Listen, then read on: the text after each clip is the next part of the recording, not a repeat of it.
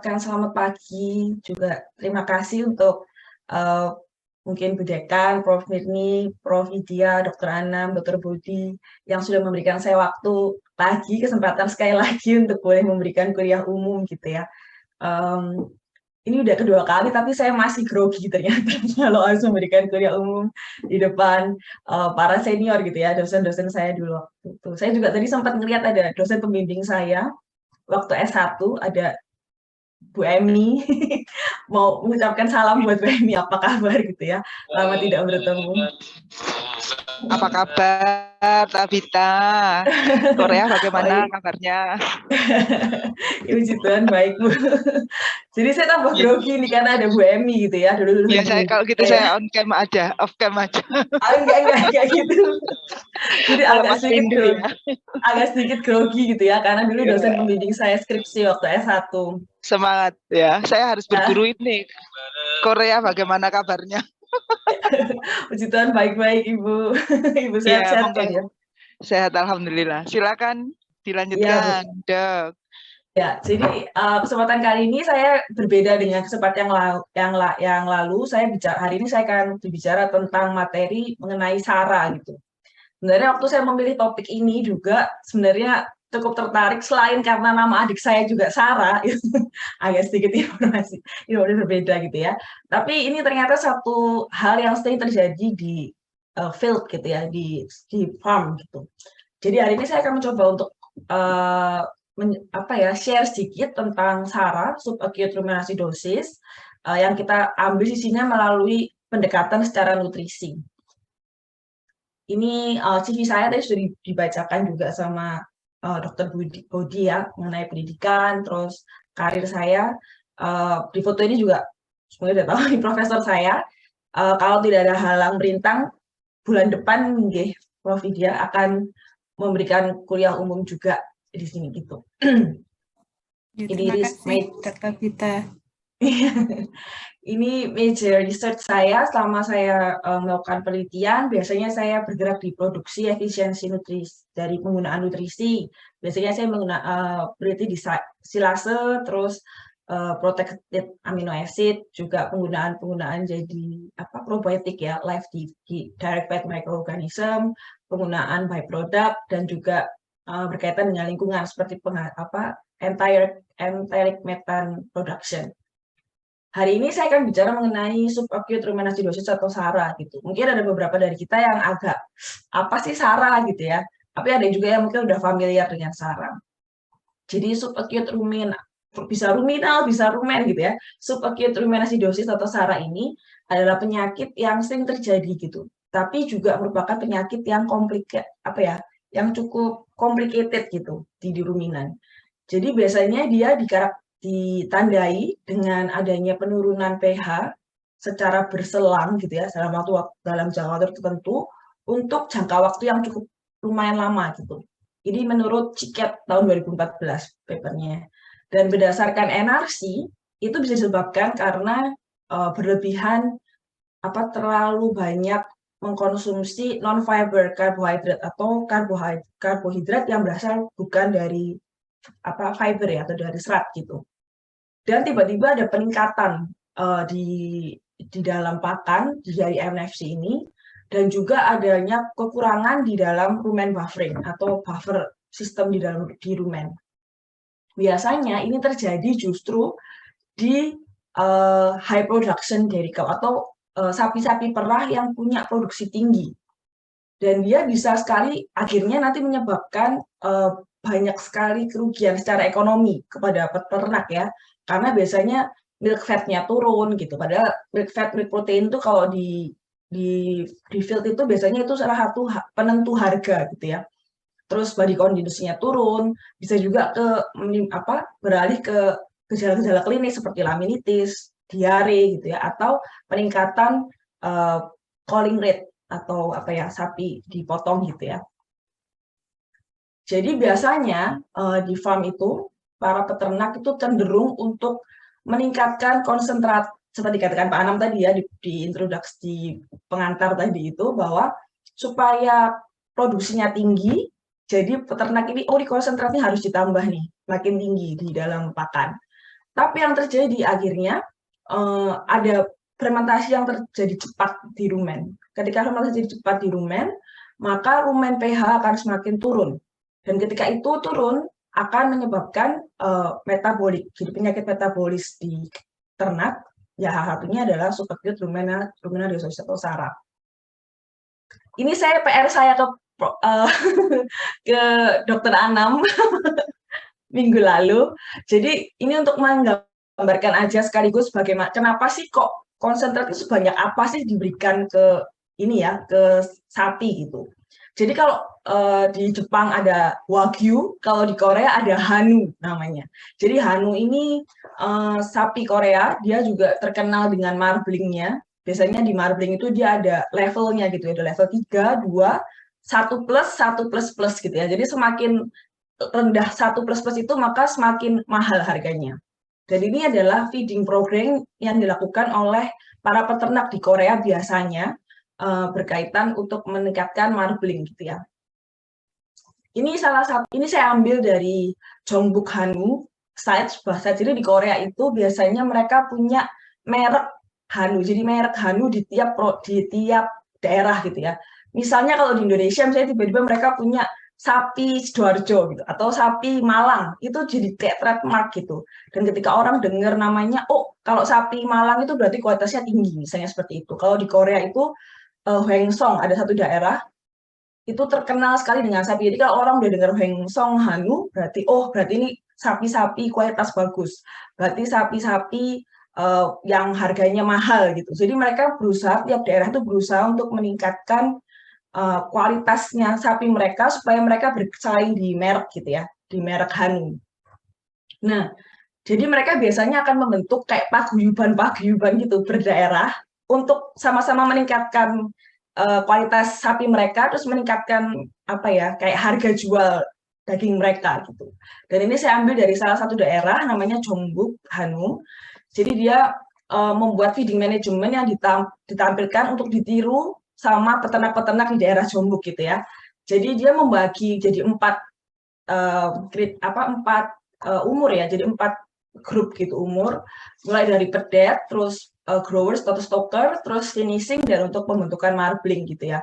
Bisa dilihat sekitar kalau calf itu sekitar baru lahir gitu ya, newborn sampai 5 bulan, terus stoker itu 6 sampai 13 bulan, finishing 14 sampai 22 bulan, marbling itu 23 bulan, mungkin sampai 28 bulan gitu ya. Kira-kira biasanya rata-rata sekitar segitu. Jadi ini yang biasanya mereka karakteristiknya seperti apa. Kalau bisa kita lihat di sini, ketika calf dia masih mengkonsumsi kira-kira kurang dari 2 kilogram konsentrat per hari gitu ya. Tapi begitu dia udah masuk finishing, dia udah 9,5 kilo per hari per ekor gitu. Jadi bayangin begitu banyaknya konsentrat yang dikonsumsi gitu ya. Sementara untuk tingkat marbling malah at libitum. Jadi ya semaunya tinggal diberikan, mereka tinggal makan gitu ya. Dan dibandingkan ini kalau kita lihat bahwa forage atau hijauannya itu semakin menurun jumlahnya yang ditawarkan gitu ya. Mulai dari 3 kilo sampai nanti akhirnya sekitar 0,8 atau sampai 1 kilo aja. Yang mereka harapkan adalah final weight atau body weight yang lebih tinggi gitu, yang makin besar gitu. Jadi sehingga mereka makin dapat profit gitu ya. Ini juga saya dapat dari Jongbuk Hanu, ini nggak bisa saya translate semuanya, tapi ya ini sama, jadi sekitar berapa yang mereka harapkan, berapa, sama sih, hampir sama seperti tadi, kira-kira 9 kilo per harinya gitu ya. Terus mereka cenderung untuk memberikan rice straw atau jerami padi di akhir, tujuannya untuk membuat marbling itu warnanya lebih bagus. Jadi kalau katanya kalau mereka pakai forage yang kualitasnya bagus atau silase di masa-masa terakhir itu, nanti warna lemak di marbling itu warnanya akan jadi keemasan. Jadi dan kalau udah kuning agak sedikit kuning gitu ya, kuningnya kuning jelek. Tapi kalau pakai rice straw dia agak lebih bagus karena katanya si rice straw ini punya karoten yang bisa membuat warnanya lebih bagus. Jadi itu berpengaruh nanti dengan penilaian marbling level 1 plus gitu ya. Jadi seperti itu. Ini juga sama, saya dapat dari Gunsan, itu juga hampir sama, Kak. Itu juga bagi jadi 4 stage. Terus ini kira-kira kebutuhan nutrisi. Jadi mereka biasanya mainnya di crude protein, Pak, dan total dari TDN-nya gitu ya. Jadi dilihat dari persentasenya. Ya sama seperti itu. Jadi mulai yang diberikan semakin lama sedikit. Ini berdasarkan persen body weight-nya. Jadi berdasarkan berat badannya gitu ya, penghitungannya. Ya ini PR saya sudah mudah-mudahan terjawab ya Pak, PR saya minggu lalu, Dokter Anam. Ya. Oke, makasih. Iya.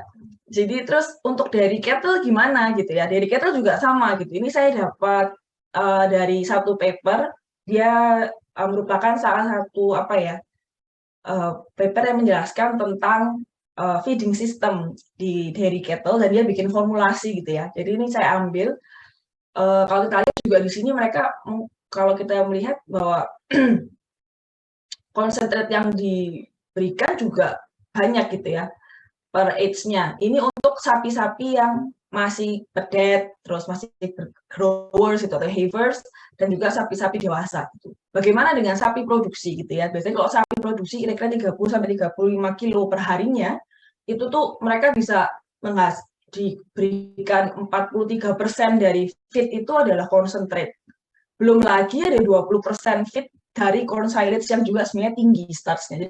Jadi kira-kira sudah 60% dari feed itu adalah pakan dari pakan itu adalah pakan-pakan yang tinggi dengan starch gitu ya. Jadi kalau kita lihat seperti ini sangat mungkin sekali terjadi penurunan pH gitu di rumen ketika khususnya di sapi-sapi dengan produksi tinggi gitu ya. Nah, ini salah satu gambaran yang digambarkan oleh Nocek dari paper tahun 1997 gitu ya mengenai gambaran SARA itu seperti apa sih. Jadi ketika sapi atau ternak itu mengkonsumsi karbohidrat yang tinggi sekali, yang dalam jumlah tinggi gitu ya, maka akan ada peningkatan bakteria secara cepat di rumen dan itu membuat produksi VAV atau asam lemak terbang yang tinggi, lalu akan membuat pH turun dari 6 gitu ya. Lalu mulai tumbuhlah Streptococcus bovis atau bakteri-bakteri yang menghasilkan laktat, yang menggunakan laktat, menghasilkan laktat dan akhirnya lactic acid-nya turun gitu. Dan pH-nya biasanya turun di bawah 5,5. Ini menurut Nocek dari pH 6 sampai pH 5,5 ini beliau mencantumkan sebagai subacute rumen acidosis. Tapi ada juga beberapa peneliti yang menjelaskan bahwa SARA itu sebenarnya bukan antara 6 sampai 5,5 tapi 5,5 sampai 5 gitu ya. Jadi berbagai macam definisi gitu. Tapi ada juga yang menggambarkan ini tergantung juga dengan berapa lama rumen pH itu ada di dalam pH yang rendah gitu. Jadi berdasarkan waktu. Jadi ini sebenarnya masih belum ada kata sepakat gitu antara para peneliti gitu. Tapi yang kita tahu ketika pH itu turun dari 6 atau 5,5 ya seperti itu, maka akan terjadi banyak hal gitu di dalam rumen. Salah satunya adalah bakteria rumen pertumbuhannya akan menurun karena kondisi asam yang tidak sesuai dengan pertumbuhan mereka. Dan ketika itu mereka bakteri itu akan pertumbuhannya turun atau mereka lisis mati pH 5, maka yang tumbuh adalah lactobacillus, jadi bacil penghasil gitu ya. Dan memungkinkan untuk bakteri-bakteri gram negatif untuk lisis menyebabkan LPS keluar lalu masuk ke saluran karena konsentrasi LPS-nya tinggi di dalam rumen, maka mereka akan keluar melalui transfer member masuk ke dalam sistem peredaran darah dan menyebabkan berbagai macam penyakit gitu ya, sampai nanti akhirnya bisa menyebabkan yang namanya metabolic acidosis. Jadi ketika pH atau keasaman itu atau pH turun gitu ya, ada rumen flora atau rumen kondisi di rumen itu, ekosistem rumen itu tidak jadi seimbang lagi gitu. Dan akhirnya ketika nggak seimbang, salah satu masalahnya adalah masalah digesti, gitu, masalah pencernaan. Dan ketika ada VAV atau asam lemak terbang yang berubah secara drastis, maka hubungannya dengan produksi gitu ya, karena biasanya akhirnya dari produksi. Dan akhirnya seperti tadi ketika ada LPS yang meningkat, akhirnya ada inflamasi. Ketika ada inflamasi berarti ada gangguan klinis gitu ke hewan ternak itu sendiri. Nah, terus gimana sih kita bisa di farm, di field gitu, bagaimana sih kita bisa ngukur pH-nya rumen gitu ya kan? Di dalam sapi gitu, kita nggak bisa lihat, nggak bisa scan gitu ya. Jadi berbagai cara yang sering dilakukan zaman dulu adalah discontinuous sampling. Jadi mereka menggunakan luminosintesis ya. Jadi mereka nusuk rumen, ngambil cairan sedikit, lalu diukur pH-nya gitu. Tapi ini katanya banyak sekali masalah. Jadi kalau kita pakai luminosintesis ini ya, jadi katanya bisa jadi ada ketika sapi bergerak sedikit, bisa rupture, bisa ada robek dan menyebabkan inflasi dan macam-macam.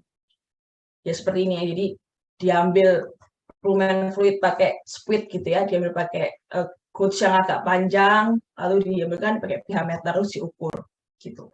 Biasanya di tiap di tiap populasi sapi gitu mungkin di populasi ini sekitar 6 gitu ya, ada ketentuannya. Nah, sekarang yang lagi ngetren tapi agak mahal adalah menggunakan e-bolus atau jadi menggunakan teknologi untuk mengukur pH. Jadi yang sekarang yang lagi ngetren adalah penggunaan e-bolus. Bentuknya seperti bolus yang digunakan kalau kita misalnya memberikan pengobatan ya ke sapi kayak obat itu, albendazole saya ingat gede-gede gitu bolus, dimasukkan dalam mulut, nanti akan turun ke rumen, lalu nanti akan dari situ dia akan melakukan sensor berhubung dengan base station atau dengan adaptor ya penangkap gitu, lalu itu akan masuk ke dalam real time sebagai kurva gitu, berapa jam sekali, berapa menit sekali tergantung kita ngukurnya gitu. Ini salah satu produk dari UK namanya eCount. Kami juga sempat pakai ini lab. Jadi dimasukkan nanti bisa lewat HP, kita bisa langsung lihat gitu. Biasanya nggak hanya pH, tapi juga temperatur, terus chewing activity, jadi kayak ruminasi, jadi berapa kali ruminasi, berapa kali begitu ya. Terus juga ada yang terkenal juga punya Austria namanya Smackstack. Dia ini ada 2 tipe, yang satu yang bolus, yang satu pH bolus. Yang pH bolus itu yang bisa mengukur untuk pH gitu ya. Bisa lihat di sini ada melihat temperatur, fever gitu ya, apakah ada demam, terus melihat penyakit metabolik, bahkan bisa untuk melihat heat detection. Jadi apakah ini massa subur gitu ya, calving detection, terus drinking behavior, apakah mereka ada heat stress gitu ya, dan ada yang di sini ada deteksi of SARA, jadi bisa mendeteksi SARA berdasarkan pH tadi gitu ya. Jadi bisa di sini nanti nyambung ke ke kayak station gitu, lalu masuk ke cloud atau server gitu, nanti baru nyambung bisa dilihat melalui HP atau melalui laptop gitu ya, atau komputer. Ini juga ada, ini salah satu yang di site-nya menunjukkan harga gitu ya, 34,9 euro. Kalau nggak salah mungkin sekitar 15 juta ya per device gitu. Dan katanya sih untuk mendapatkan hasil yang bagus, itu kira-kira satu populasi, jadi per satu populasi, jadi misalnya kayak di dairy cows itu yang dry cow, itu 9 sapi harus kena. Terus misalnya postpartum, berapa, harus 9 cow yang enggak. Jadi kalau bayangin misalnya dia punya berapa ekor sapi gitu ya, dia harus mengeluarkan biaya berapa banyak untuk ini gitu. Mudah-mudahan nanti Indonesia juga bisa mengeluarkan satu gitu ya, pH yang mungkin lebih ramah di kantong peternak. Ya ini kembali lagi ke SARA. Jadi ini salah satu saya ambil dari papernya Enermark tahun 2002. Ini yang terjadi kalau terjadi SARA gitu ya. Jadi ketika SARA terjadi ada low rumen pH kembali ke rumenitis gitu ya. Nanti bisa lagi kembali ke sampai nyambungnya bisa ke timpani, bisa nyambungnya ke polioencephaly kalau nggak salah ya, penyakit tentang saraf gitu ya. Bisa nyambung ke apomuscle dislocation, jadi pergerakan apomuscle, terus ada juga bisa jadi ke immunosuppression. Tapi selalu akhirnya adalah ke penurunan produksi. Dan sedihnya karena SARA atau asidosis ini biasanya menyerang sapi-sapi yang punya lagi di kualitas tinggi-tingginya gitu. Jadi kalau di dairy cows atau di sapi perah itu adalah sapi-sapi yang lagi menghasilkan susu banyak banget gitu ya. Dan di sapi-sapi potong itu sapi-sapi yang mereka kira-kira punya marbling yang bagus gitu. Jadi decrease production. Dan akhirnya SARA ini menjadi PR gitu ya untuk dan tantangan untuk peternak sendiri. Gimana sih caranya bisa memaksimalkan produksi tanpa harus menjadikan harus membuat SARA itu terjadi di ternak gitu. Jadi salah satunya ya mungkin dengan pencegahan gitu. Dan pencegahan yang bisa dilakukan melalui SARA, gimana sih caranya gitu ya? Lebih baiknya dengan feed management. Jadi ketika misalnya menggunakan feed material yang cocok gitu ya, bukan NFC. Tapi sebenarnya nggak gampang juga karena relate lagi ke VAV production, berkaitan dengan produksi segala macam gitu ya. Atau mungkin meningkatkan physical effective fiber atau PENDF gitu ya. Sementara juga bisa dengan menggunakan feed additive atau pakan tambahan gitu. Misalnya dengan menambah buffer. Biasanya kalau ini ada mineral block gitu ya, atau dicampur kalau kita lihat di concentrate zaman sekarang itu mereka udah nyampur kayak buffer, alkalizer masuk ke dalam concentrate gitu. Terus ada juga menggunakan organic acid atau enzyme inhibitor atau menggunakan probiotik.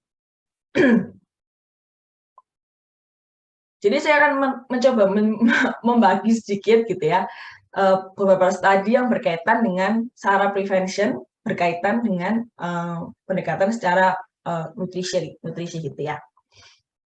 Jadi saya jelaskan tentang sempat menyinggung tentang PENDF. PENDF itu sebenarnya singkatan dari Physically Effective Neutral Detergent Fiber atau NDF ya. Jadi biasanya dia tuh dijelaskan dengan fraksi dari serat atau hijauan yang bisa menstimulasi gerakan mengunyah gitu ya, chewing, dan yang akhirnya berkontribusi untuk large particle di rumen, jadi untuk di bagian floating di rumen. Jadi biasanya dia tuh berkaitan dengan particle size gitu. Jadi semakin kecil biasanya partikel itu maka jadi dia nggak akan chewing gitu ya, nggak ada gerakan mengunyah dan nggak ada regurgitasi juga. Ketika itu nggak ada maka buffer yang ada di yang ada di liur itu nggak masuk ke dalam rumen dan itu menyebabkan buffering capacity-nya ada sedikit menurun. Jadi kenapa sih itu penting gitu ya? Sekali lagi karena jadi ketika misalnya dipotong sedikit lebih kecil gitu ya akan membuat stimuli yang kecil untuk mengunyah seperti yang bilang tadi dan akhirnya nggak ada saliva yang masuk akhirnya rumen pH berturun terus fiber digestion menurun. Ketika fiber digestion menurun mungkin juga bakteri-bakteri pemecah fiber gitu ya itu juga akan berkurang jumlahnya dan akhirnya menimbulkan fat efficiency. Ya. Jadi PENDF itu di tahun 96 di Penn State University mereka buat namanya PSPS atau Penn State Particle Separator gitu ya. Ini ditujukan untuk dapat measurement yang sama antara farm satu dengan farm yang lain. Jadi mereka kalau bisa dilihat di gambar gitu ya ada box gitu, di boxnya itu ada kayak bolong gitu ya, ada bolongannya. Biasanya ada 19 mili, 8 mili, 1,18 gitu. Kalau 1,8 itu nanti di bawahnya ada namanya bottom atau sisa gitu ya. Nanti misalnya ada chop gitu ya, ada folds baru di chop, nanti mereka kayak dikoyak gitu, nanti turun ke bawah, nanti mereka akan hitung untuk PENDF seperti itu. Ini gambar saya dapat dari Illinois University. Terus ini nanti mereka hitung, jadi berapa persentage sih, ada berapa persen sih yang tersaring di bagian atas di 19 mili gitu. Ada berapa sih yang tersaring di 8 mili, nanti mereka hitung, ditambah, lalu dihitung dikalikan dengan berapa sih jumlah NDF setelah dihitung gitu ya, dari info. Nah, ini ada satu penelitian yang dilakukan oleh Yang dan Bu Jimin tahun 2006. Dia menginvestigasi gimana sih efeknya physical effective NDF ini sama sapi, tapi sapi yang diberikan corn silage atau silase jagung ya sebagai satu-satunya pakan gitu. Jadi menggunakan cannulated dairy cows. Ini waktu ini intermezzo aja, waktu zaman saya kuliah, saya ingat banget waktu itu Dokter Ana menjelaskan tentang ini gitu di kelas gitu dan saya nggak habis pikir kok bisa bolong ya maksudnya itu gitu. Ketika saya ke Korea saya ada kesempatan untuk lihat dan akhirnya itu amazed gitu. Wah, yang saya lihat dulu waktu di kelasnya Dokter Anam itu saya lihat sekarang gitu. Mudah-mudahan bisa teman-teman mahasiswa juga nanti punya kesempatan gitu untuk bisa melihat. Walaupun sekarang jumlahnya makin sedikit ya karena dengan alasan apa animal rights dan segala macam. Tapi ini sebenarnya dengan menggunakan cannulated hewan atau hewan-hewan yang punya kanula itu sangat membantu sekali untuk penelitian khususnya di bidang rumen gitu ya, ruminan gitu. Karena lebih membantu, gampang banget untuk eksperimen gitu. Jadi kalau teman-teman bisa lihat di sini ini di bagian rumennya dia dilobangi dan kayak diberikan toples gitu. Jadi seperti toples dibuka tutup gitu ya. Jadi kita bisa ngambil sampel rumen fluid atau cairan rumen dan isinya dari situ secara gampang gitu. Apakah sapinya sakit gitu? So far sih kayaknya sapinya nggak sakit ya. Mungkin waktu operasi aja sakit gitu. Soalnya mereka terlihat. Cuma memang butuh manajemen yang lebih gitu untuk perawatan dari si kanula dari kaos ini. Ya, kembali lagi ke Sarah gitu ya. Jadi mereka menggunakan dari kaos yang sudah dikanulasi, lalu mereka memotong si silase jagung ini menjadi 3 part gitu. Jadi mereka ada yang dipotong long atau panjang sekitar 28,6 atau sekitar 2 sentian gitu ya, dicop. Terus ada yang dipotong lebih medium, medium. Ini saya belum medium 15,9 mm, terus yang short sekitar 4,8 mm gitu ya. Lalu mereka berikan kepada sapi dengan tambahan 54% dari konsentrat. Jadi kira-kira ya 46:54 ya konsentratnya, sekitar ya hampir 5:5 tapi tetap dengan silase jagung. Lalu yang terjadi kita bisa lihat di sini yang saya garis bawahi bahwa ternyata di sapi-sapi yang mengkonsumsi short gitu ya tadi apa short cutting atau short chop silase jagung, dia punya masa mengunyah atau ruminating, bukan mengunyah ya berarti, ruminating yang lebih rendah dibandingkan sapi-sapi yang mengkonsumsi silase yang dicop panjang. Jadi semakin panjang chopnya tuh dipotongnya maka akan semakin tinggi waktu dia untuk ruminating gitu. Demikian juga dengan waktu mengunyah gitu ya. Dia ada kecenderungan untuk lebih rendah dibandingkan dengan sapi-sapi yang diberikan silase dipotong dengan panjang-panjang gitu, lebih panjang. Lalu bagaimana dengan pH gitu ya? Ketika diberikan ternyata pH di bawah 5,5 sebenarnya nggak berapa banyak, nggak ada signifikan ya secara linear, tapi ada kecenderungan gitu ya untuk bisa lihat bahwa dia lebih yang long itu dia lebih rendah waktunya di bawah 5,5. Jadi secara kesimpulan bahwa meningkatnya forage particle itu atau partikel dari hijauan itu mempunyai asosiasi yang positif dengan fiber digestion atau digesti dari serat dan juga masa mengunyah yang itu bisa punya potensi untuk mencegah dari si ruminosidosis ini gitu ya. Selanjutnya tentang buffering capacity. Jadi secara rumen buffering itu ada 2. Yang pertama bisa dari endogenous, jadi dalam si rumen itu sendiri yang diproduksi sama si sapi yang biasanya itu didapat dari liurnya si sapi, jadi rumen saliva gitu. Yang kedua dietary buffering gitu. Bisa jadi yang digunakan untuk meningkatkan buffering capacity di dalam diet. Bisa diberikan secara paksa, maksudnya diberikan secara paksa itu kok dicampur dengan feed, dikonsentrat atau dipakan gitu ya, di TMR gitu, atau diberikan secara sukarela, misalnya pakai mineral block gitu ya. Jadi kalau sapinya butuh, tinggal jilat gitu, seperti itu. Jadi ini ada satu studi yang saya ambil, punyanya Krause tahun 2009. Dia mengevaluasi efek dari buffer block, jadi low moisture buffer block yang diberikan kepada sapi yang diinduce atau yang di-challenge dengan SARA. Gitu. Jadi menggunakan sama lumen-carotid cows yang punya free access atau akses dengan buffer block gitu. Terus dia challenge dengan SARA, dia lihat hasilnya.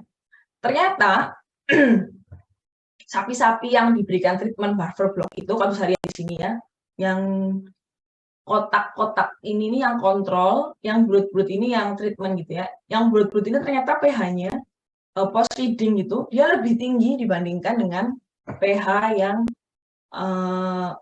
tidak dapat treatment buffer block atau kontrol gitu ya. Bisa dilihat bahwa pH-nya nggak sampai turun di bawah 5,6. Jadi sementara yang lain bisa turun di bawah 5,5. pH untuk sapi-sapi yang menggunakan treatment dengan buffer block, pH-nya nggak sampai turun ke bawah 5,6. Bisa lihat. Lalu dia juga bagi ternyata ada masa pre-SARA, jadi sebelum SARA, terus masa waktu dia berikan blok itu, masa waktu dia restrict feeding, SARA challenge, dan masa recovery gitu ya, masa setelah SARA challenge itu. Hasilnya ternyata kita lihat pH di sini kalau dibanding kalau kontrol dibandingkan dengan treatment, pH-nya bisa lebih tinggi gitu. Dan ketika ada recovery, ternyata recovery-nya dia cepat naik juga gitu dibandingkan dengan yang kontrol gitu. Demikian juga dengan waktu, jadi area di bawah 5,6, pH di bawah 5,6. Kalau kita lihat di sini bahwa yang kontrol itu masa pH di bawah 5,6 itu lebih panjang atau lebih lama dibandingkan dengan yang mendapatkan buffer block treatment. Bisa dilihat di sini juga bahwa ada perubahan dari period ke SARA itu, bahwa penurunan pH-nya dia ternyata buffer block itu jauh lebih kecil penurunan pH-nya, cuma 0,2 dibandingkan dengan yang kontrol, jadi sekitar 0,5 turunnya. Demikian juga dengan masa di bawah 5,6 seperti tadi ya, yang sana 24,9 menit per hari, yang hanya 83 menit per hari, gitu. Jadi lebih sedikit. Gitu. Jadi sebenarnya kesimpulannya dari paper ini bahwa sapi-sapi yang mengkonsumsi atau mendapatkan treatment dari buffer block ini dia punya punya penurunan pH yang lebih rendah dibandingkan dengan kontrol dibandingkan di saat di challenge dengan SARA gitu. Dan dia punya tendensi untuk recover, untuk cepat untuk recovery gitu. Dan akhirnya karena durasi dari dan keparahan SARA ini lebih rendah dibandingkan dengan kontrol. Nah, yang selanjutnya saya ingin bahas tentang enzyme inhibitor gitu ya. Jadi ini adalah karbohidrat metabolisme di rumen ada banyak, jadi selulose, hemiselulose, pektin gitu ya, pati atau starch itu nanti akan jadi glukos sebelum dia akhirnya jadi pirufat gitu ya, pirufat, asetil-CoA dan lain sebagainya. Saya nggak hafal pokoknya di bawah lagi sampai akhirnya menghasilkan VFA dan juga ATP gitu ya. Dari sini sebenarnya ada banyak hal yang bisa dicegah gitu ya sebelum sampai glukosa, khususnya ketika diberikan starch di sini gitu. Jadi kalau ada satu enzim atau enzim yang bisa menghambat, maka itu akan nggak langsung jadi glukos gitu ya, lebih lama dan akhirnya nggak jadi laktat gitu. Nah, akhir-akhir ini yang penelitiannya lumayan banyak di bidang ini adalah akarbus. Jadi akarbus itu adalah obat yang biasanya dipakai oleh pasien diabetes. Jadi dia berfungsi untuk mengontrol gula darah gitu ya di pasien-pasien diabetes. Dan di cattle atau di ternak, akarbus ini berfungsi sebagai alfa amilase dan juga glukosidase inhibitor yang dia memperlambat pergerakan dari starch itu menuju ke glukos. Jadi ketika itu makin lambat, maka jadi VFA production itu akan semakin rendah dan dia akan bisa lumayan, jadi rumen punya waktu untuk mempertahankan rumen pH di level yang lebih tinggi gitu. Jadi akarbus ini sudah menunjukkan dia bisa punya kemampuan untuk mengkontrol dan mencegah terjadinya acute acidosis di starch challenge model gitu ya, di SARA. Dan dia juga menurut Spade and Harmon juga dia bisa punya kemampuan untuk meningkatkan pH dan menurunkan VFA production pada saat in vitro, pada saat percobaan secara in vitro. Dan dia juga bisa punya kemampuan untuk mengembalikan lagi penurunan milk fat di sapi perah gitu ya, yang terjangkit oleh SARA gitu ya. Jadi ini adalah satu. Jadi si McLaughlin tahun 2009 dia membuat percobaan menggunakan dairy cows. Dia memberikan SARA challenge dengan memberikan pakan 3:7. Jadi untuk FC ratio-nya atau pakan hijauan berbanding dengan konsentrat dia berikan dengan rasio 3:7. Lalu dia berikan di studi pertama untuk acute acidosis dia berikan dosis 1,07 mg of akarbos per kilogram body weight dari si sapi. Lalu untuk studi kedua di mana dia mau memberikan SARA challenge dia berikan 0,57 mg akarbos per kilogram body weight gitu ya. Terus dia lihat bagaimana hasilnya dengan SARA, dengan rumen pH-nya, dengan bread production gitu ya. Untuk di acute acidosis kita bisa lihat dibandingkan dengan kontrol bahwa si akarbos ini dia punya kemampuan untuk meningkatkan pH, rumen pH gitu ya, dibandingkan dengan lebih tinggi dibandingkan dengan kontrol. Jadi setelah ketika dia pH-nya masuk ke dalam pH 5 pun gitu ya, ketika si kontrol turun dari pH 5 pun, si akarbos ini tetap ada di pH 6 gitu. Setelah challenge, berapa jam setelah challenge gitu ya. Lalu di SARA gimana gitu ya, ketika diberikan 0,7 mg akarbos per cow per day gitu ya, setelah 3 jam dari pemberian pakan adalah fat yield-nya fat percentage-nya meningkat gitu dibandingkan dengan kontrol. Demikian juga dengan weight gain-nya itu ada peningkatan dibandingkan dengan kontrol. Maaf.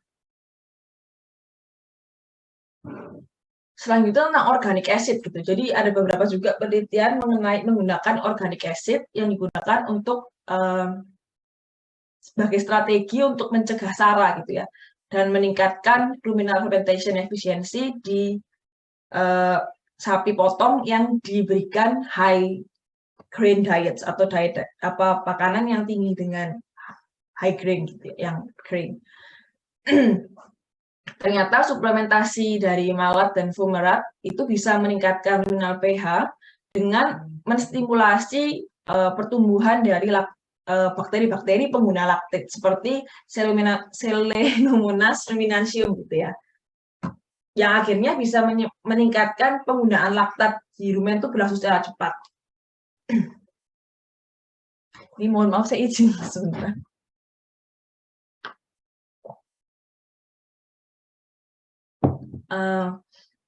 Dari pH sini, tapi kalau kita lihat di sini secara garis besar kalau dibandingkan fumaric acid dan malic acid sebenarnya nggak ada perbedaan secara signifikan ya. Tapi kalau kita lihat di sini dibandingkan dengan kontrol, malic acid ini dia punya hasil yang signifikan terhadap durasi dari ruminal pH rumen gitu ya. Dibandingkan kontrol, jadi sapi-sapi yang mendapatkan treatment dengan malic acid punya pH durasi di rumen pH di bawah 6,2 itu lebih rendah dibandingkan dengan kontrol gitu. Nah, sekarang kita akan membahas tentang yang selanjutnya, direct fat microbial, jadi DFM. Salah satu favorit saya juga DFM. Jadi adalah suplementari yang biasanya digunakan untuk mencegah tentang penyakit-penyakit infeksi tentang gastrointestinal, terus biasanya juga untuk mengoptimalkan fungsi microbes gitu ya di dalam rumen. Dan akhir-akhir ini banyak sekali digunakan sebagai pengganti antibiotik gitu ya. Ada banyak yang bisa digunakan, misalnya lactic acid producing bacteria, lactic acid utilizing bacteria, propionibacteria, yeast products gitu ya, atau fungi. Jadi ini ada beberapa mode of action dari beberapa DFM yang berkaitan dengan SARA gitu. Kalau LAB itu gimana sih dia menanggulangi SARA gitu? Ternyata lactic acid bacteria itu dia berperan di adaptasi mikroflora kepada lactic acid accumulation. Jadi sebelum ada lactic acid accumulation ini dia menstimulasi dulu nih LUB atau lactate yutrilasi bakteria untuk berkembang gitu ya dengan produksinya. Kalau LUB tentu aja dia mengkonversi gitu ya laktat jadi VV gitu. Contohnya satunya Megasphaera elstinii. Terus tentang propionibacteria, dia juga menfermentasi laktat atau asam laktat menjadi propionit gitu, asam propionit.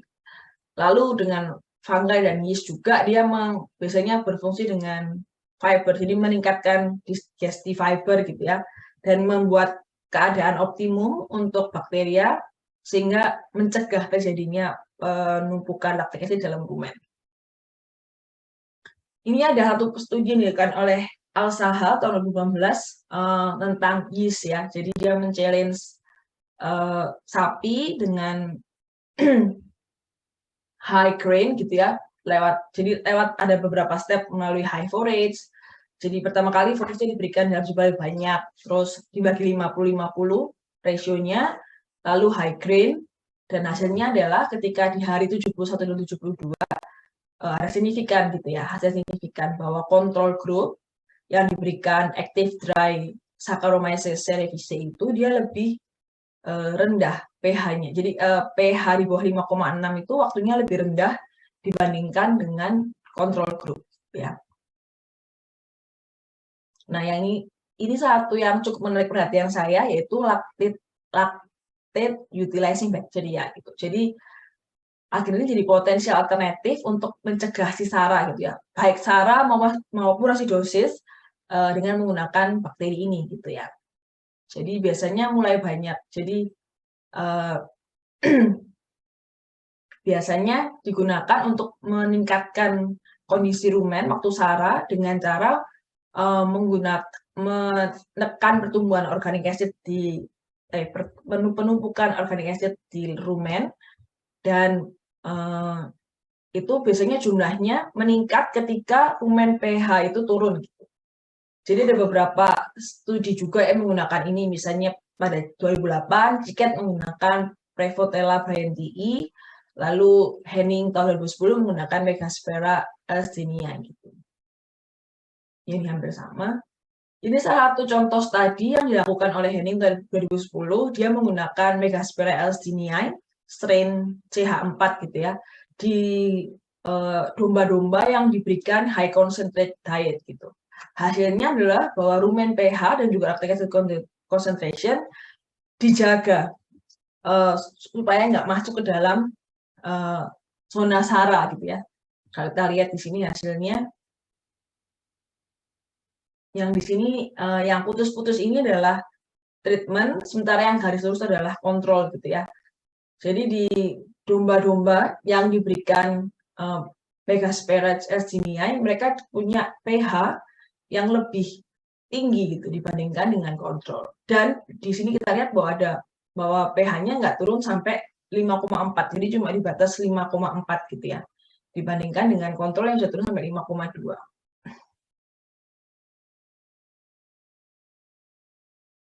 Jadi bagaimana dengan lactate accumulation gitu ya. Jadi ketika diberikan Megasphaera elstinii, treatment di domba-domba yang diberikan treatment ternyata tidak ada sampai peningkatan sampai secara tinggi gitu ya di lactate. Sementara untuk kontrol bisa dilihat di hari kedua gitu ya, lactate konsentrasinya begitu tinggi gitu. Yang itu berkaitan dengan penurunan pH tadi. Nah, ini salah satu eksperimen yang saya lakukan beberapa tahun lalu. Jadi kita mencoba untuk cari lumen lactate utilizing bacteria yang baru di rumen. Jadi kita pakai isolasi. Jadi kita mencari bakteri-bakteri pengguna lactate di Holstein. Jadi di sapi perah yang diberikan pakan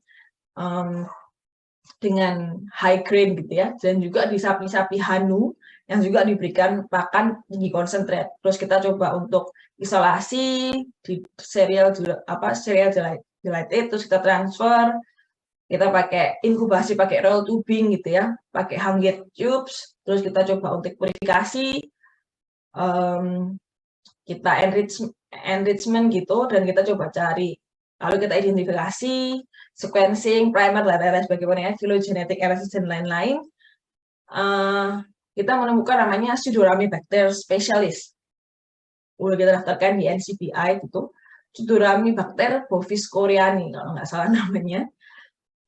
Dia tuh new strain dari rumen originated uterine bacteria, dikoleksi oleh tim dari Hanyang University, dikoleksi dari sapi Hanu yang diberikan high concentrate diet gitu ya. Dan waktu diseleksi dari berapa 50 koloni yang tumbuh di Hangget tube dengan Dehority artificial medium, dia punya kemampuan menggunakan laktat yang tinggi dibandingkan dengan yang lainnya. Ya ini bentuknya seperti apa, gram positif, bentuknya seperti itu. Kita punya ide, jadi kalau kita mensuplemasi atau memberikan LUB yang diisolasi dari rumen, itu kayaknya bisa membantu untuk penyembuhan atau treatment atau prevention dari ruminasidosis gitu ya. Kita coba secara in vitro. Jadi kita coba untuk mengevaluasi efek dari si rumen LUB tadi itu di SARA, di saat kita challenge SARA pada saat in vitro gitu. Terus kita bandingkan dengan beberapa prevention yang udah ada di depan, seperti misalnya buffer gitu ya, ada jadi sodium bicarbonate, terus juga kita pakai sea minerals gitu ya, satu produk. Jadi dia pakai dari terumbu karang kalau nggak salah, dia ini terus dipakai jadi sea minerals, alkalizer, dan juga direct fat microbials yang digunakan yaitu yeast gitu. Berdasarkan ini kita ambil, kami coba ambil beberapa studi gitu ya, kira-kira dosis yang tepat gitu dan dapat dosis ini. Terus kita coba di in vitro dulu. Setelah kita pakai substrate-nya forage sama concentrate. Forage-nya kita pakai Timothy, concentrate-nya kita pakai ya concentrate biasa gitu ya untuk Hanu di late finishing stage dengan rasio 1:9. Jadi kita ambil filter rumen fluid, kita kasih substrate, lalu kita masukkan serum butter, kita lakukan in vitro gitu, inkubasi selama 3, 6, 12, 24 jam 39 derajat Celcius gitu. Biasanya kita tambah buffer gitu ya. Kalau di kami biasanya kami pakai McDuffel buffer, tapi kali ini karena kami ingin benar-benar men-challenge SARA gitu ya, jadi kita nggak pakai buffer, kita pakai benar-benar rumen fluid gitu, filter rumen fluid. Dan hasilnya ternyata dia punya potensi untuk mengobati SARA gitu, dibandingkan dengan kalau dibandingkan dengan feed additive yang digunakan di field gitu. Ketika masa 6 jam inkubasi, dia ada dibandingkan kontrol, si rumen lactate udasing bakteria ini dia punya pH yang lebih tinggi gitu, dibandingkan dengan kontrol. Cuma masalahnya karena kita menggunakan serum bottle gitu ya, jadi kan nggak ada rotation gitu, nggak ada absorption, nggak ada segala macam gitu. Jadi ya ini PR kami, selanjutnya kami harus lakukan gitu untuk di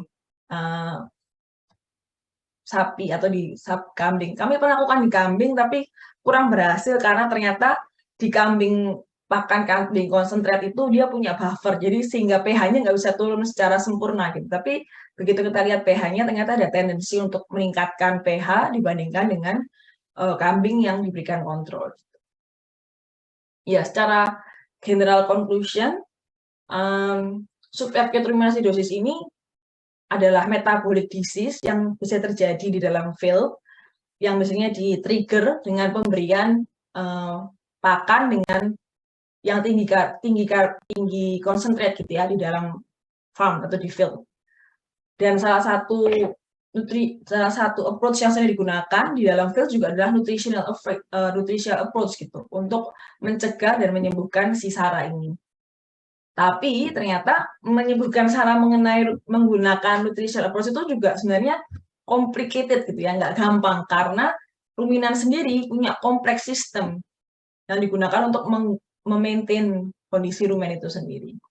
Tapi sebenarnya di future ke depannya sebenarnya banyak sekali yang bisa kita lakukan gitu, penelitian-penelitian atau eksperimen yang kita lakukan untuk mencegah SARA menggunakan pendekatan secara nutrisi, dan ini bisa jadi satu potensial yang bisa kita gunakan untuk dieksplor lebih lanjut gitu untuk kedepannya. Ya, demikian hari ini. Terima kasih untuk perhatiannya. Mungkin ada pertanyaan. Oke, terima kasih Dr. Tabita. Materi yang luar biasa. Silakan bagi penanya melalui kolom chat ataupun raise hand. Baik, ini langsung dari dosen pembimbing skripsi, Dr. Emi. Enggak. Ini enggak nguji. Selamat Tabita. Dulu saya itu mau berangkat sama Tabita ini ya. Terima kasih Dek Bodi. Oke. Tapi kan di sana dingin kan. Iya. Penelitian ini sangat menarik ya. Ini enggak, saya tanya aja karena kan kita punya ruminan juga gitu ya. Seringkali asidosis ini terjadi. Asidosis yang saya alami itu karena bukan konsentrat, justru karena di pemberian rumput segar ya kan, karena kita kekurangan rumput sehingga langsung diberikan rumput segar gitu ya, dan tanpa pelayuan ya, sampai terjadi kemarin itu sampai glistetani ya, contohnya seperti itu ya. Tapi awalnya saya ya cuma asidosis lah. Kejadian asidosis dengan yang ada di Indonesia itu recovery-nya juga sangat susah, treatment-nya waktu kita mengobati itu juga sangat susah. Mungkin lain dengan yang di Korea ya. Mungkin suhu berpengaruh atau karena keadaan pH. Kan bermainnya di pH. Yang saya tanyakan dengan yang Dr. Tabita sampaikan tadi ya, dengan pemberian itu saya pernah memberikan magnesium juga. Sesuai dengan dosis itu malah amblas ya istilahnya. Masih ingat kata-kata amblas ya? Masih ingat dok. Sudah lama. Masih ingat ya dok.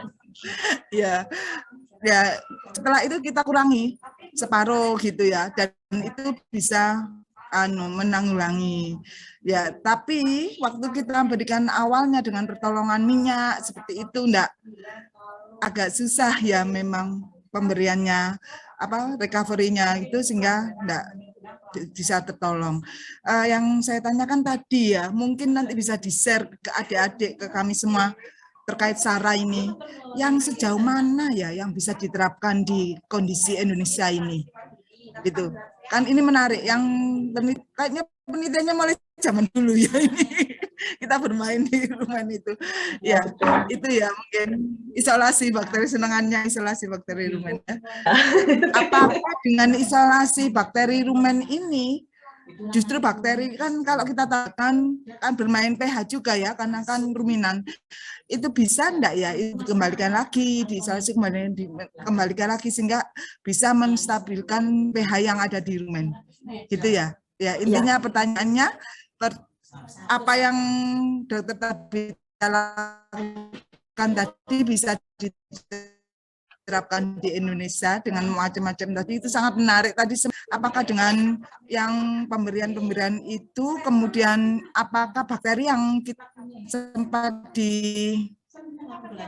diisolasi tadi bisa digunakan untuk SARA ini ya. Terima kasih. Saya mute dan saya off. Iya. Monggo Dr. Tabita. Nah ini kayak dapat ini ya, waktu ujian skripsi ke saya. Ya, terima kasih Dr. Emi untuk pertanyaannya. Setahu saya memang kalau heat stress, jadi heat stress itu bisa memperburuk kondisi asidosis. Jadi semakin sapi itu dapat heat stress, maka asidosis itu tuh bisa lebih parah gitu ya. Nanti coba saya cari, kalau sempat saya coba carikan paper untuk yang mendukung itu gitu ya. Tapi setahu saya kalau heat stress itu dia bisa memperburuk kondisi asidosis. Lalu untuk pakan gitu ya, apakah bisa diaplikasikan sejauh saya mungkin kayak sejauh mineral block pun itu sangat membantu gitu ya dok. Jadi kalau misalnya kita punya sapi-sapi selalu sediakan mineral block atau kita campur di feed gitu untuk mineral.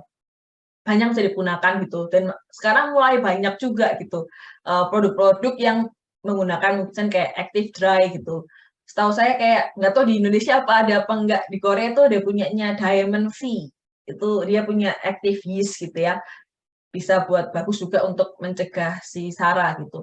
Dan kemarin sempat saya bahas juga di pertemuan sebelumnya. Jadi ini kan sebenarnya yang saya isolasi itu bakteri yang mereka, jadi kami dari tim gitu ada beberapa kampus dari Jungwon University, Hangul University, kampus kami Gyeongbuk National University dan juga satu perusahaan namanya Celltech gitu. Ini kami ambil project dari pemerintah. Jadi tujuannya adalah mengisolasi bakteri atau rumen utilizing bacteria itu yang asli dari si sapi Korea, jadi Hanu itu tadi gitu ya. Dan ini merupakan kalau saya bilang salah satu challenge gitu buat mungkin salah satu apa ya ide untuk penelitian depannya gitu. Karena kita punya sapi seperti misalnya sapi Bali gitu ya atau banteng atau mungkin sapi perah Indonesia gitu atau mungkin sapi ongol yang kita sebenarnya yang punya spesifik gitu bakteri spesifik rumen LUB spesifik yang bisa digunakan untuk menanggulangi SARA. Cuma karena ini rumen, jadi ini berdasarkan pengalaman, waktu kami mengisolasi dan mengkoleksi, terus kami berusaha untuk bikin dalam jumlah besar, itu benar-benar susah karena kondisinya harus anaerob, pH-nya sensitif gitu ya, kondisinya sensitif segala macam. Jadi kadang-kadang kami udah berhasil nih kita bikin dalam jumlah kecil gitu ya, misalnya bikin dalam volume 2 liter, kita lanjutin ke 10 liter, begitu kita memasukkan produksi yang sampai bisa 50 liter, tiba-tiba nggak jadi gitu. Jadi itu salah satu challenge-nya sih untuk mengatur suhu, pH dan segala macam. Tapi untuk kedepannya mungkin kalau itu bisa jadi apa ya studi yang baru gitu di Indonesia untuk mengkoleksi bakteri-bakteri yang mungkin endemik yang cuma ada di hewan-hewan yang ada di Indonesia itu bisa jadi satu produk baru gitu kalau bisa digunakan gitu. Kalau apakah itu menjawab mungkin Dokter Emi?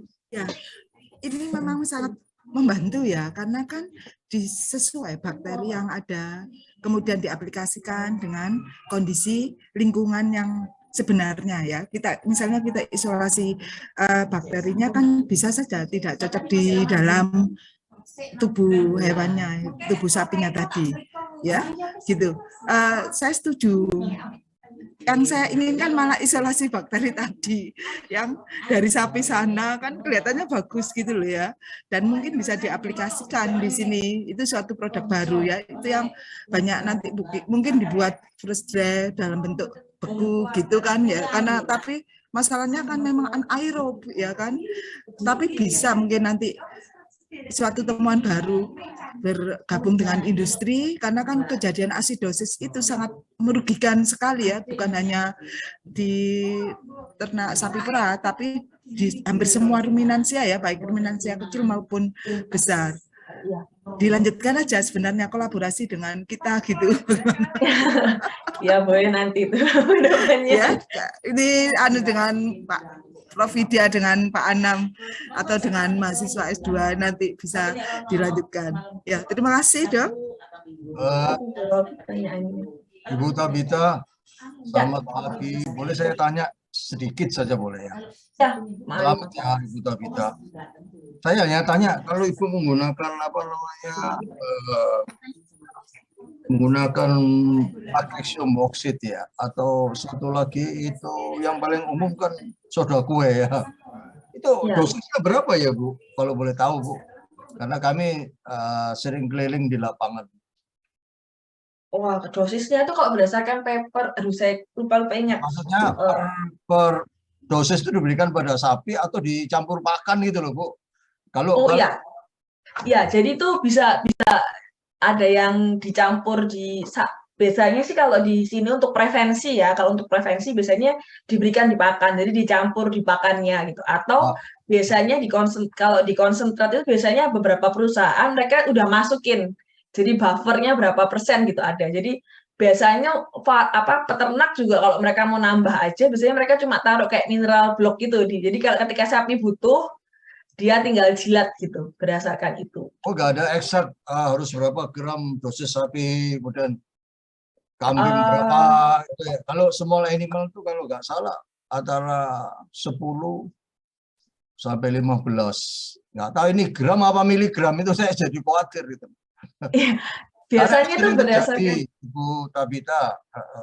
ya, Kalau kita biasanya orang-orang yang bukan orang bahkan, itu artinya ngomongnya itu yang praktis saja gitu.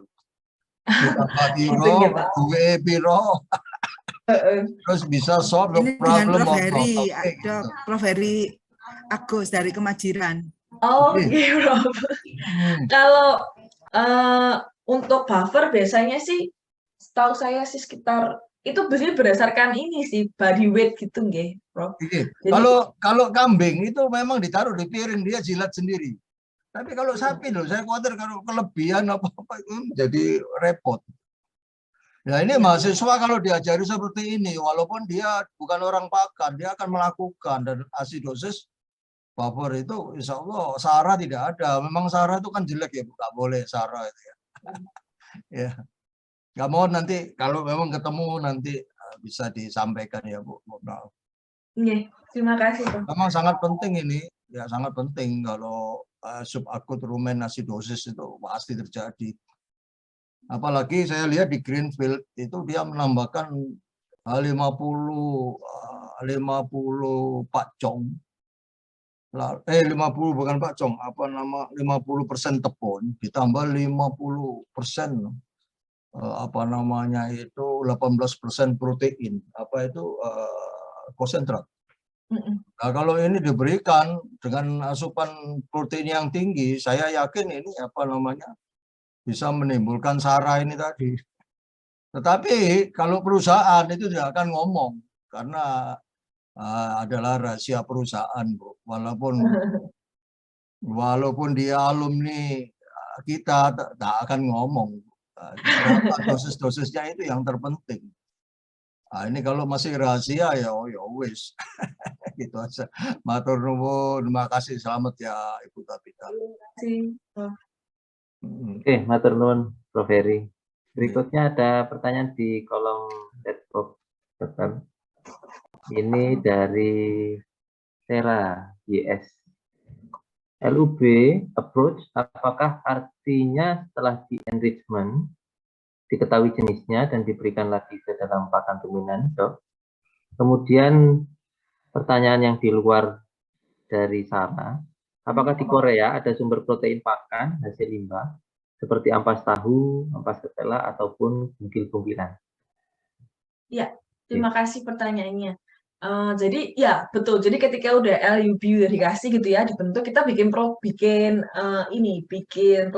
ya. Coba untuk bikin produknya. Jadi kita freeze dry, terus kita campur dengan jadi sebelum di freeze dry kita campur dengan krioprotektan. Biasanya bentuknya apa, dextrin atau fructose mungkin atau glukos gitu ya, untuk melapisi. Terus kita freeze dry.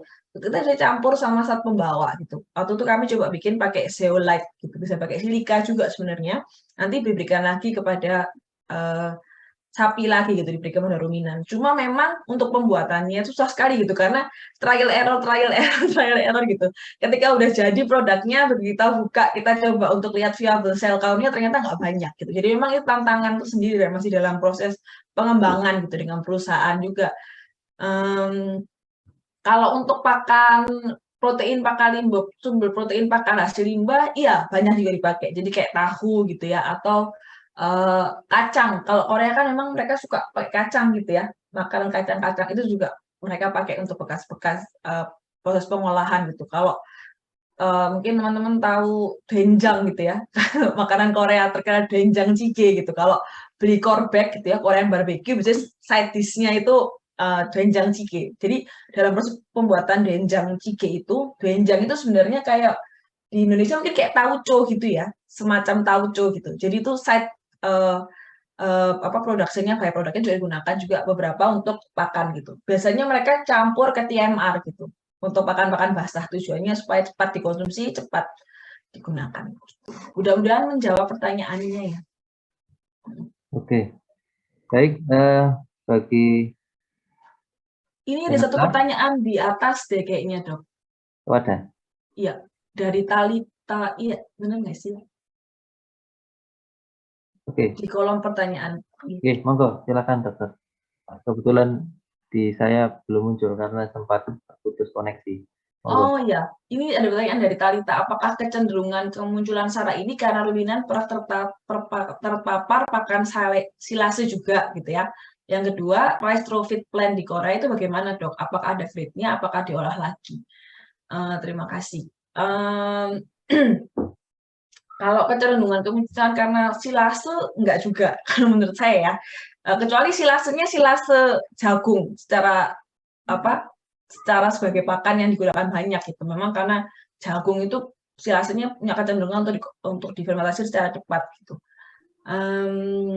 Tapi biasanya silase juga tidak banyak berpengaruh terhadap kemunculan SARA gitu ya. Setahu saya, mudah-mudahan kalau salah bisa dikoreksi. Terus Restro di Korea bagaimana dok? Apakah ada grade-nya? Apakah diolah lagi? Setahu saya sih nggak ada grade ya. Biasanya kalau di Korea itu karena mereka panennya biasa cuma sekali gitu. Jadi sekali panen. Kalau di Indonesia mungkin 3-4 kali panen ya. Kalau padi, kalau di Korea cuma sekali. Jadi begitu selesai biasanya mereka ini lagi musim pembuatan Restro sekarang. Jadi mereka biasanya habis potong, habis dapat panen, mereka akan jemur gitu. Berapa lama? Jadi dilayukan dulu. Lalu nanti baru digulung, diawetkan dibentuk hay gitu ya. Lalu diberikan itu yang dipakai untuk pemberian, diberikan kepada ruminan. Beberapa dibikin silase juga, beberapa cuma dikeringkan lalu dibungkus dan disimpan gitu untuk jangka waktu kira-kira setahun sampai panen berikutnya gitu. Mudah-mudahan menjawab pertanyaannya. Oke, baik. Terima kasih, Dr. Tabita. Apakah masih ada pertanyaan yang lain? Monggo, dari mahasiswa ataupun para dosen.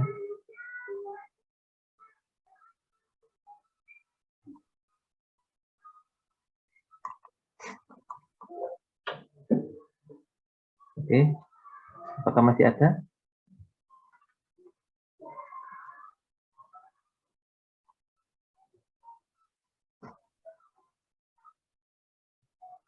Oke, mungkin saya coba pertanyaan ke Dr. Tabita. Seberapa, kalau misalkan kita lihat, misalkan di wilayah Dr. Tabita tinggal, seberapa parah ataupun kondisi ataupun tingkat kejadian dari SARA yang ada di sana, prosentasenya seberapa besar? Dengan teknologi ataupun tingkat pemahaman dari peternak yang ada di Korea gitu. Kalau persentase saya belum berani jawab gitu, soalnya tidak ada data yang jelas gitu, takutnya nanti ada kesalahan gitu, tapi rata-rata di tiap farm pasti ada gitu kasus biasanya, setahun entah sekali atau 2 kali gitu ya, untuk kasus khususnya di peternak-peternak yang punya produksi besar. Tapi semakin ke sini saya rasa juga perusahaan pakan di Korea mereka juga udah mulai ada awareness tentang SARA gitu. Jadi mulai banyak pakan-pakan yang memang punya buffer gitu ya. Jadi di dalam pakannya mereka walaupun high concentrate tapi mereka masukkan buffer atau masukkan mungkin alkalizer. Jadi ketika dikonsumsi pH-nya ternyata nggak turun sejauh waktu dulu nggak dimasukkan buffer gitu ya. Kalau kita lihat khususnya di pakan-pakan untuk kalau misalnya di ternak itu, kalau di ternak sapi potong mungkin pas di finishing gitu, di finishing stage waktu mereka mengkonsumsi kira-kira hampir 9 kilo concentrate gitu ya, atau di sapi perah mungkin ketika mereka di masa produksi gitu, postpartum sekitar 20 hari, 60 hari itu mereka memberikan pakan yang memang udah diberikan buffer itunya. Lalu juga manajemen pakan, beberapa sumber juga bilang bahwa kalau pemberian pakan secara teratur, jadi waktu, terus kondisi segala macam itu juga bisa membantu untuk menurunkan prevalensi SARA gitu di lapangan. Jadi pemberian pakan teratur, terus juga pemberian dalam jumlah yang tepat gitu ya. Kadang-kadang soalnya kalau peternak kan, saya lihat salah satu contoh aja misalnya gitu ya. Bapak mertua saya juga pelihara sahanu gitu. Jadi ketika beliau males gitu ya, ngasih konsentranya dikit gitu. Beliau lagi senang gitu, konsentranya agak banyak gitu. Jadi itu juga meningkatkan prevalensi SARA gitu. Karena pemberian pakan yang dengan jumlah waktu juga nggak teratur gitu. Tapi ketika pemberian makan tepat waktu, tepat jumlah gitu, itu juga bisa menurunkan prevalensi SARA. Mudah-mudahan menjawab gitu. Menjawab deh dok. Oke, terima kasih dokter. Berikutnya mungkin saya juga tanya untuk masalah teknis. Tadi sempat untuk koleksi fluid ya, cairan dari rumen. Apakah ada treatment untuk standar hewan coba dari sapinya sebelum dilakukan pengambilan cairan rumennya, ataukah kita random saja gitu untuk mengambil cairan rumennya? Atau ada treatment pakan, oh ini pakannya harus ini, kemudian yang memungkinkan pH dan kondisi yang memang sudah ideal untuk diambil rumennya, atau kita random saja? Ya, jadi pengambilan rumen fluid itu ada berbagai macam, sebenarnya tergantung dari kebutuhan dari studi gitu ya. Ada beberapa orang yang mungkin sebelum dia penelitian, si sapinya yang diambil ini dia dikondisikan supaya sama seperti pakan yang dia tawarkan di waktu penelitian in vitro gitu misalnya. Misalnya saya mau meneliti tentang SARA nih. Jadi si sapi yang mau saya ambil rumen fluidnya saya challenge SARA juga gitu. Tapi ada juga kalau kayak kami gitu, karena biasanya kami ngambilnya penelitiannya misalnya minggu depan nih ya, baru menyiapkannya maksudnya beberapa hari gitu. Jadi nggak ada waktu untuk SARA challenge gitu. Tapi beberapa orang ada yang seperti itu gitu. Beberapa peneliti ada seperti itu. Dan pengambilan itu juga biasanya nggak ada syarat khusus, tapi biasanya kami menghindari sapi bunting gitu. Biasanya kami menghindari. Jadi ya untuk apa ya namanya animal rights gitu ya. Terus biasanya kami nggak hanya dari satu hewan. Jadi biasanya minimal kami ambil 3 hewan terus kami campur. Tujuannya ya supaya supaya variasinya nggak terlalu, supaya nggak ada supaya mencegah error lah gitu dalam penelitian. Ya, gitu ya. Okay. Oke. Oke, terima kasih Dokter Tabita. Apakah ada pertanyaan lagi Bapak Ibu ataupun saudara-saudara mahasiswa? Monggo. Kita masih ada waktu kurang lebih 15 menit.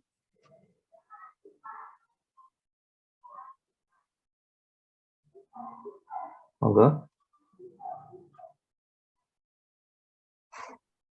Rasanya sepertinya sudah cukup jelas apa yang disampaikan Dokter Tabita, ya. Baik, semoga sehat-sehat selalu ya Dok, atas dan juga bisa sharing kembali informasi ataupun ilmu terupdate dari Korea begitu. Baik, mungkin itu saja untuk sesi diskusi dan juga penyampaian materi dari Dokter Tabita. Saya selaku moderator menyampaikan permohonan maaf apabila dalam perjalanannya ada hal-hal yang kurang berkenan. Terima kasih. Saya akhiri. Wassalamualaikum warahmatullahi wabarakatuh. Saya kembalikan kepada MC, Dek Putri. Waalaikumsalam warahmatullahi wabarakatuh. Terima kasih banyak Dr. Bodi yang sudah menjadi moderator pada acara kuliah tamu pada siang hari ini. Dan terima kasih juga kepada Dr. Tabita yang sudah memberikan materi yang sangat luar biasa pada pagi hari ini. Semoga apa yang diberikan oleh beliau dapat bermanfaat bagi kita semua. Baik, mungkin karena pemberian materi dan juga sesi diskusi sudah selesai, beranjak ke acara selanjutnya yakni pemberian sertifikat kepada pemateri kita yang akan diberikan langsung oleh Dr. Muhammad Anam Al-Arif, Dokter Hewan Magister Pertanian selaku Ketua Divisi Peternakan. Kepada Dr. Muhammad Anam Al-Arif, waktu dan layar saya persilakan. Dan kepada panitia yang bertugas juga saya persilakan.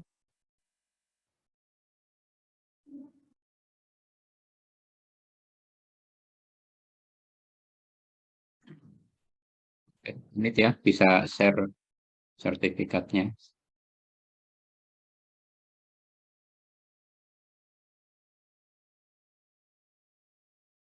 Ya, sebentar sepertinya ada kendala, dokter.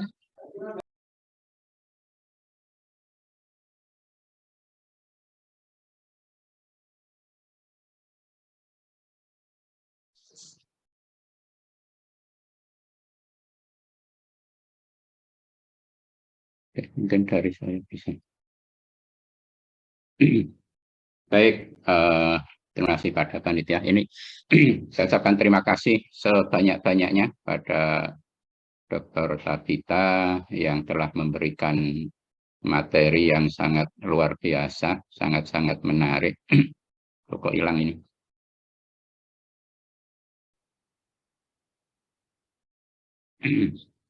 Ya, sangat-sangat menarik. Bagaimana cara kita mencegah jangan sampai terjadi SARA dan terapi mungkin tadi itu ya yang diberikan ketika terjadi SARA.